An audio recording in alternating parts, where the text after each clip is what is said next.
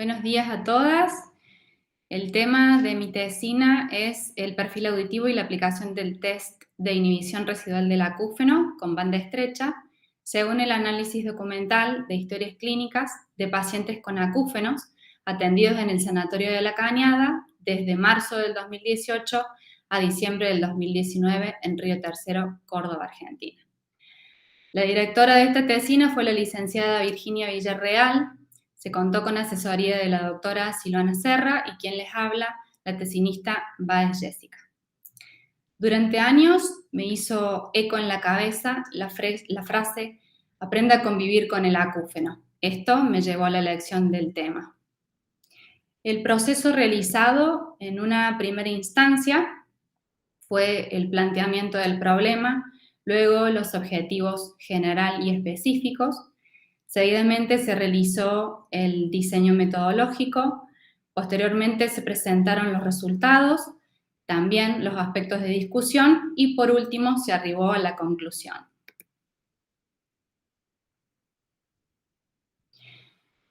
Dicho proceso se ve reflejado en esta línea de tiempo, en donde desde marzo del 2018 a diciembre del 2019 fue el periodo en el que se inicia la aplicación del test de inhibición residual del acúfeno en el Sanatorio de La Cañada. En julio del 2020 se realiza la consulta al Comité de Investigaciones.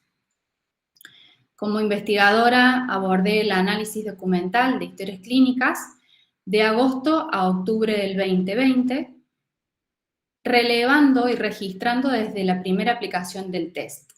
En este relevamiento se tuvieron en cuenta los siguientes elementos o atributos: perfil auditivo, acúfeno, antigüedad, sexo, edad y test de inhibición residual del acúfeno.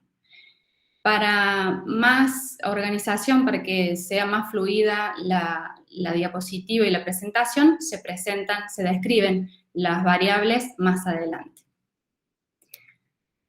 El procesamiento de datos fue realizado durante el periodo de diciembre del 2020 a mayo del 2021, utilizando para el análisis estadístico el programa InfoStat versión 2008 estudiantil, y mediante el test chi cuadrado se arribó a los resultados. Durante esta etapa se culminó con la escritura del trabajo final de investigación y hoy, aquí presente, me encuentro defendiendo mi trabajo final. ¿Qué es y cómo se aborda el acúfeno? El acúfeno es la percepción por parte de un sujeto de un sonido de frecuencia e intensidad variable en ausencia de una fuente sonora externa. Afecta entre el 10 y el 15% de la población mundial. Esto fue tomado de un artículo científico de Vigliano y equipo en el 2016. Existen distintas terapias para ayudar al paciente a modificar, atenuar o anular el acúfeno, como por ejemplo la terapia de reentrenamiento del tinnitus, propuesta por Jastreboff y Jastreboff en el 2000. También cuencos musicales, estimulación magnética transcraneal. La terapéutica abordada en esta investigación es la inhibición residual del acúfeno. Mi pregunta problema es qué relación existe entre el perfil auditivo y la aplicación del test de inhibición residual del acúfeno con banda estrecha según el análisis documental de historias clínicas de pacientes con acúfenos atendidos en el Sanatorio de La Cañada desde marzo del 2018 a diciembre del 2019 en Río Tercero, Córdoba, Argentina. El objetivo general fue establecer la relación existente entre el perfil auditivo y la aplicación del test de inhibición residual del acúfeno con banda estrecha según el análisis documental de historias clínicas.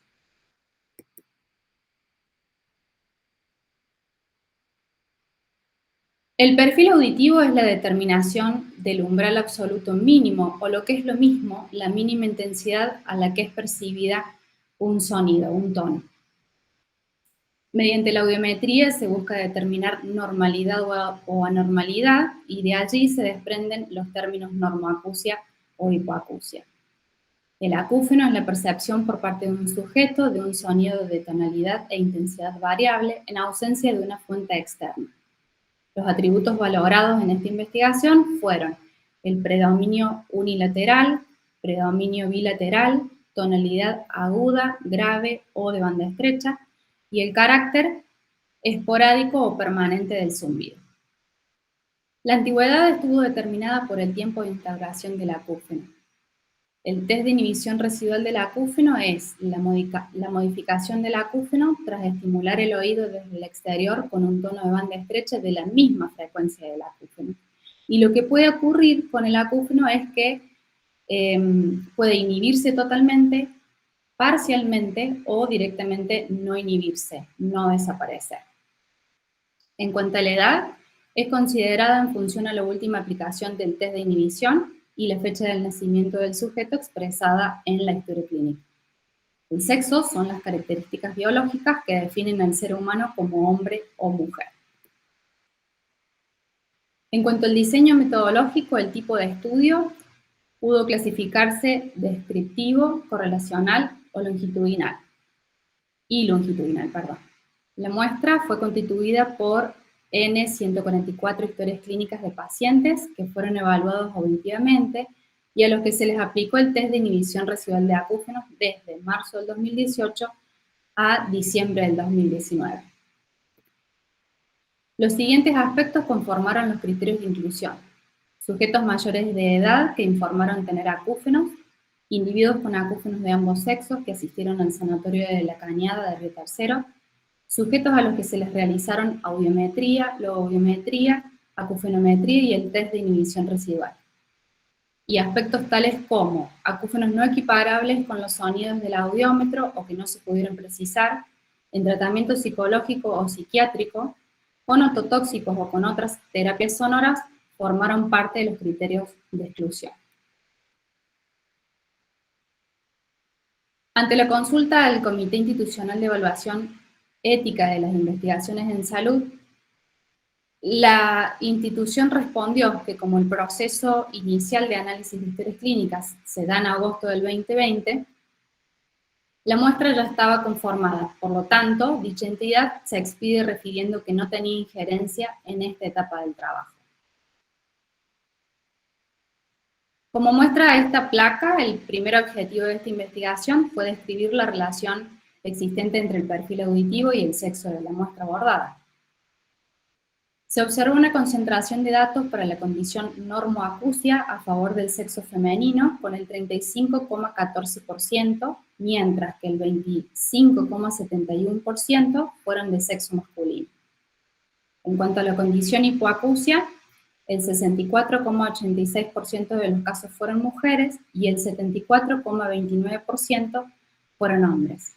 Si bien se destaca una pequeña brecha para la condición normoacusia a favor del sexo femenino, esta diferencia no resulta significativa, arrojando un p-valor de 0,022. Como menciona en su artículo el señor José Morales Pueblas y equipo en el año 2019, afirmaron que hay similar incidencia en ambos sexos de padecer acúfenos. Por otro lado, Vigliano y colaboradores en el año 2016, en su estudio sobre la calidad de vida de personas con acúfenos, no encontraron diferencias significativas en dicha relación. El segundo objetivo de esta investigación fue identificar la relación entre el predominio unilateral o bilateral del acúfeno y la edad de los pacientes que integraron la muestra. Para una mejor organización de los datos, se establecieron rangos de tiempo. Así es que en la categoría 1 quedaron comprendidas las edades de 18 a 40 años, en la categoría 2 las edades de 40 a 60 años, en la categoría 3 de 60 a 80 años y en la categoría 4 personas mayores de 80 años. La distribución fue de 62,96% para las edades de 18 a 40 años, el 73,53% para las edades de 40 a 60, el 65,52% para las edades de 60 a 80 años y finalmente el 56% para el rango de más de 80 años.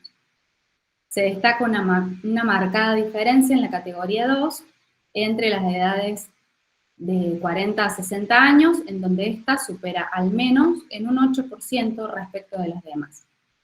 En tanto, el comportamiento del predominio bilateral fue de 37,04 para las edades comprendidas de 18 a 40 años, 26,47 para el grupo de 40 a 60 años, 34,48 para las edades de 60 a 80 y 44% para el rango de más de 80 años. Se observó una distribución asimétrica entre el predominio unilateral y el predominio bilateral, en donde el comportamiento del predominio unilateral mostró una preponderancia de datos en todos los rangos etarios. Los resultados obtenidos en esta investigación no fueron significativos, arrojando un p-valor de 0,566. Según lo expresa Couret y Reutemann en el año 2016, mencionan que a partir de la quinta década los acúfenos son más frecuentes y que la localización del mismo es variable. Por el contrario, Coleman señala en su libro Milagro para el acúfeno que a medida que se envejece se comienza a perder capacidad auditiva, provocando un cierto grado de acúfeno temporal y la localización del zumbido es más frecuente en el oído izquierdo que en el derecho. El tercer objetivo fue la aplicación del test de inhibición residual del acúfeno y la relación respecto a la tonalidad aguda, grave o de banda estrecha del acúfeno en quienes integraron la muestra. Pudo visualizarse que en la categoría tono puro agudo, el 24,68% de los sujetos lograron inhibir totalmente el acúfeno.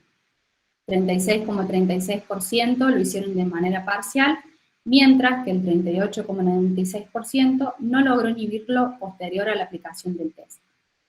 En la categoría tono puro grave, el 23,53% logró inhibirlo de manera total, el 52,94% lo hizo de manera parcial y el 23,53% de la muestra no logró cambios posterior a la aplicación del test. En la categoría banda estrecha mostró que el 24,24% de los sujetos inhibe totalmente el zumbido, el 36,36% lo hizo de modo parcial y el 39,39% no logró ningún cambio. Se destaca que cuando el tono de presentación del acúfeno fue semejante al tono puro grave, la inhibición fue mayormente parcial. Sin embargo, se halló un p-valor de 0,468, indicando la debilidad de la asociación entre variables. Investigaciones llevadas a cabo por Wright y colaboradores en el año 2007 sobre la evaluación en pacientes con acúfenos destacó un alto nivel de incidencia en individuos con acúfeno de tono agudo. Otro estudio descriptivo, del tipo descriptivo, llevado a cabo por Halbert y equipo en el 2009, tomaron como muestra a 87 pacientes en el que se valoraban las características del tinnitus más incómodas y molestas. Arrojó como resultado que quienes padecían acúfenos de tono agudo eran quienes más incapacidad mostraban. El cuarto objetivo fue establecer la relación entre el carácter esporádico o permanente del acúfeno y la aplicación del test de inhibición residual del acúfeno en los individuos en estudio. Se pudo observar que cuando la condición del acúfeno era esporádico, el 50% de los sujetos lograron inhibir totalmente el acúfeno. El 45,65% lo hizo de manera parcial y el 4,35% no logró inhibirlo. Cuando el acúfeno era permanente, el 12,24% lo hizo de manera total, el 37,76% lo hizo de forma parcial y el 50% no logró cambios posterior al sonido enmascarante. Como dato relevante se menciona que cuando la presentación del acúfeno fue de manera esporádica, el 50% de los individuos lograron inhibir el acúfeno de manera total. En relación inversa, cuando el acúfeno era permanente, el 50% de las personas no lograron inhibirlo. En este punto se halló un p-valor de 0,001, lo que se entiende como una fuerte relación entre estos atributos. Investigaciones llevadas a cabo por Bauer y equipo en donde ponen a prueba el efecto de la terapia de reentrenamiento del tinnitus sobre el tinnitus crónico no han encontrado correlación significativa entre dichas características. Por otro lado, Watts y colaboradores, en un análisis cualitativo de reportes de 678 pacientes, lograron cotejar 18 problemas relacionados al padecimiento del acúfeno, en donde el parámetro sobresaliente que dominaba las tablas de las encuestas realizadas era la cronicidad del acúfeno. El quinto y último objetivo fue analizar la relación entre la antigüedad y la aplicación del test de inhibición residual del acúfeno en los sujetos en estudio, y para ello se necesitó dividir las antigüedades en rango de tiempo. Así es que en la categoría 1 quedó constituida el rango de 1 a 12 meses, la categoría 2 de 12 a 24 meses, la categoría 3 de 24 a 36 meses, la categoría 4 de 36 a 48 meses y la quinta categoría más de 48 meses. Se advirtió que los sujetos que presentaban el acúfeno entre 1 y 12 meses, el 68,75% no logró inhibir el acúfeno de manera total.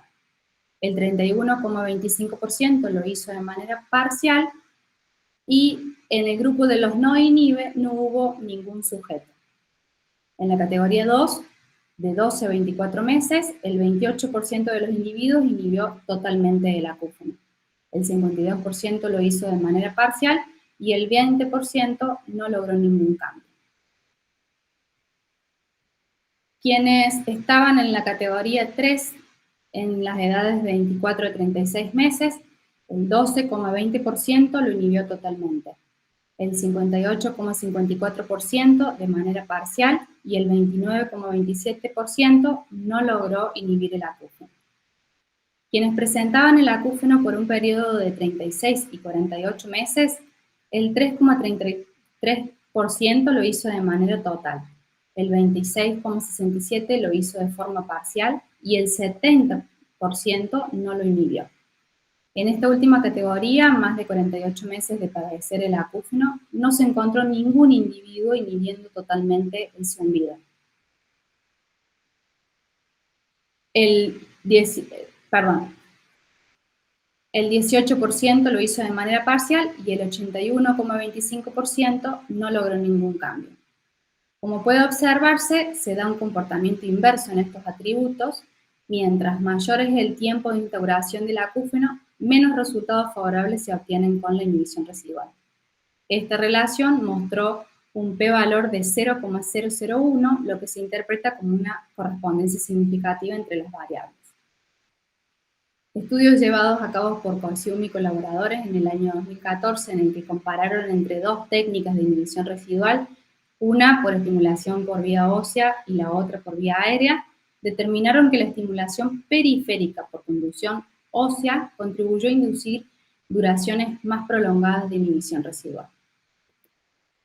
Por otra parte, Sánchez Sotomayor en el 2009 estudió la eficacia de la acufenoterapia con ruido blanco de banda corta en el grupo 1, comparado con amitriptilina, un antidepresivo, en el grupo 2, en el tratamiento del acúfeno en pacientes que padecían tinnitus con un periodo de 3 años de evolución y constató que tanto el tratamiento con amitriptilina como la acufenoterapia con ruido blanco de banda corta fueron eficaces. Para concluir con este trabajo de investigación, puede decirse que existen terapias y modos terapéuticos distintos para ofrecer al paciente que es afectado por un acúfeno.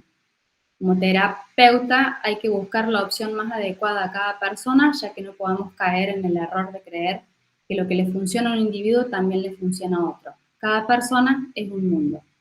Es nuestro compromiso elaborar estrategias eficaces de tratamiento y seguimiento audiológico oportuno acorde a cada necesidad. Como limitaciones, fue obtener mayores evidencias haciendo un estudio de casos o comparar los resultados con un grupo control.